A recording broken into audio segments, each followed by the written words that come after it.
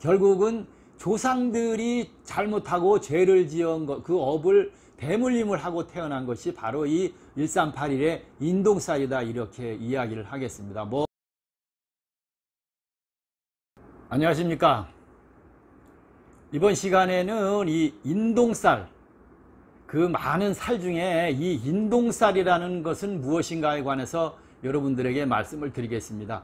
결론부터 말씀드리면 이 인동살은 지금은 그렇게 크게 중요하게 보지 않고 대부분 극복하고 지나갈 수 있는 그런 살이다, 이렇게 말씀을 드리면서 영상을 진행해 보도록 하겠습니다. 본인 사주에 인동살이 들어있거나 인동살에 관심 있으신 분들은 영상을 함께 해보시기 바랍니다.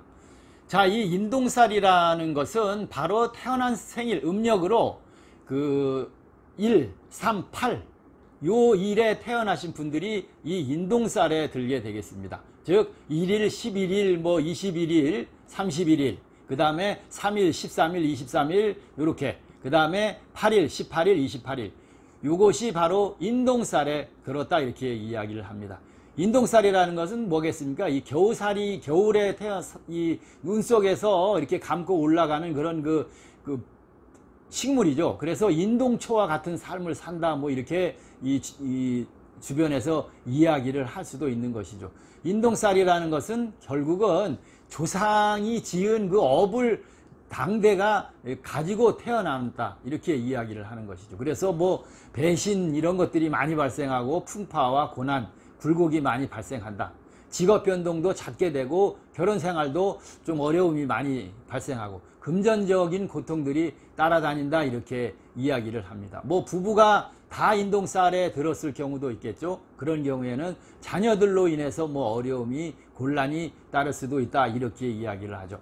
좀 더 세부적으로 한번 말씀을 드려보면 결국은 조상들이 잘못하고 죄를 지은 것, 그 업을 대물림을 하고 태어난 것이 바로 이 1381의 인동살이다, 이렇게 이야기를 하겠습니다.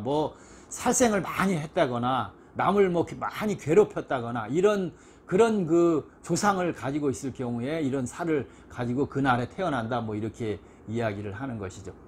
그런 연유로 인해서 인덕이 너무 없고 부족해서 사람으로 인한 그런 배신, 송사, 시비 이런 것들이 계속 발생하고 풍파가 따라든다, 이렇게 이야기를 하는 것이죠.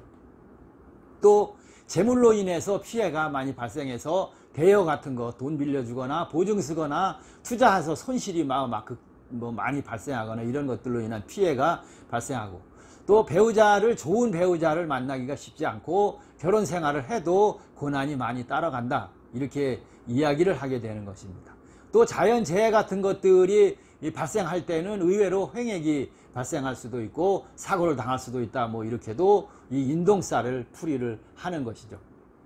또 하는 일마다 이 인동초, 이렇게 추운 겨울에 감고 헤쳐나가야 하는 인동초처럼 꼬이면서 그렇게 파란만장한 삶을 살 수도 있어 주의해야 한다, 이렇게 이야기를 하겠습니다.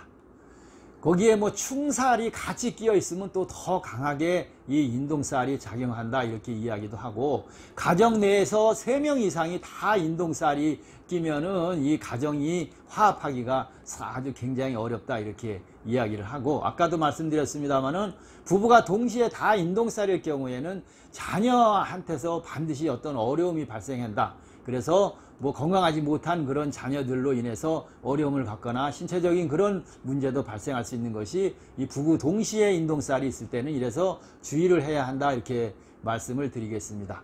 자, 인동살이라는 살은 처음에도 말씀을 드렸습니다만은 누구나 다 극복하고 갈 수 있는 그런 살이지 이것이 이렇게 크게 작용을 한다고 현 시대에는 풀이를 하지는 않는다, 이렇게 말씀을 드리겠습니다. 그래서 사주가 강하면 극복을 할 수 있는 것, 신강사주 이런 사주들은 대부분 다 크게 인동살의 영향이 나타나질 않고, 또 귀인이라는 것들이 많이 있죠. 천을귀인, 천주귀인 이런 것들 여러 가지 귀인들이 도와주면, 이 사주에서 도와주면 인동살의 영향은 많이 나타나지 않는다, 이렇게 말씀을 드릴 수가 있겠습니다.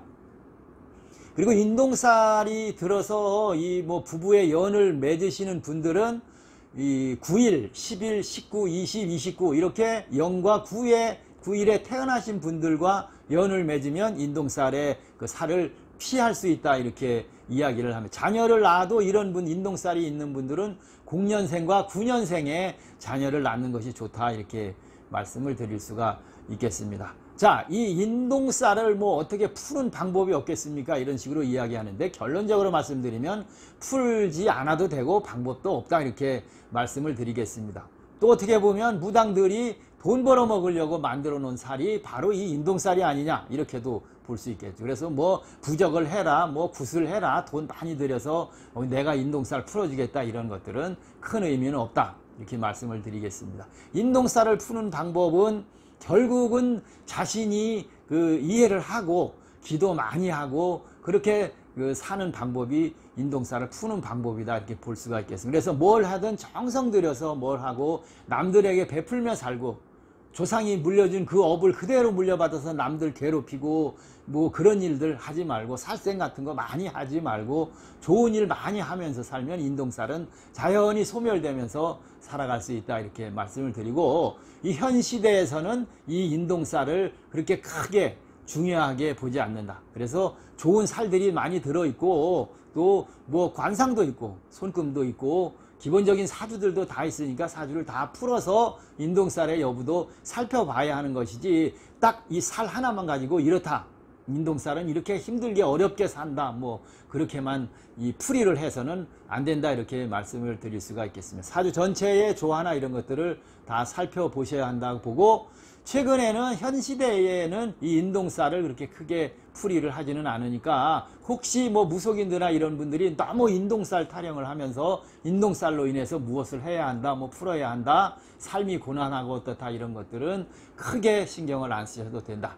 자, 인동살은 어떤 살이냐, 태어난 음력으로 태어난 날이 1, 3, 8일생은 바로 이 인동살이 되겠습니다. 그래서 제가 앞에 영상에 태어난 일별 운세를 말씀드릴 때 1, 3, 8의 운세도 다 거기 좋게 이렇게 풀이가 되죠. 그래서 이 인동살을 1, 3, 8일생들은 참고를 하셔라, 이렇게 말씀을 드렸는데, 오늘 이 인동살에 해당하시는 분들은 한 번 정도만 참고를 하시고 삶을 돌아보는 그런 기회로 삼으시면 되겠습니다. 자, 크게 문제 삼을 필요는 없는 인동살에 관해서 오늘 여러분들과 함께 시간을 마련해 봤습니다.